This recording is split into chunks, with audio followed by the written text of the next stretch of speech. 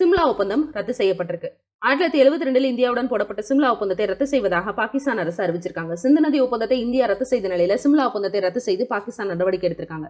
1971 நடந்த போரை நிறுத்தக்கூடிய வகையில இந்தியா பாகிஸ்தான் இடையே போடப்பட்ட ஒப்பந்தம் தான் இந்த சிம்லா ஒப்பந்தம். இரு நாடுகளும் எல்லை விவகாரங்கள்ல அமைதியான முறையில் பேச்சுவார்த்தையில தீர்வு காணணும் அப்படின்றதான் இந்த ஒப்பந்தம். இந்த ஒப்பந்தம் 1972 ஆண்டு அப்போதைய பிரதமர் இந்திரா காந்தி மற்றும் பாகிஸ்தான் பிரதமராக இருந்த அலி பூட்டோ இடையே போடப்பட்ட ஒரு ஒப்பந்தமாகும். கிழக்கு பாகிஸ்தான் விடுதலை போர்ல இந்தியா தலையிட்டதுனாலதான் இந்த போர் ஏற்பட்டது. இந்த போர்ல இந்த நிலையில இருந்ததுனாலதான் இந்திரா காந்தி தலைமையிலான இந்தியா வெற்றி கண்டது. இதன் விளைவாக வங்கதேசம் அப்படின்ற ஒரு புதிய நாடு உருவானது.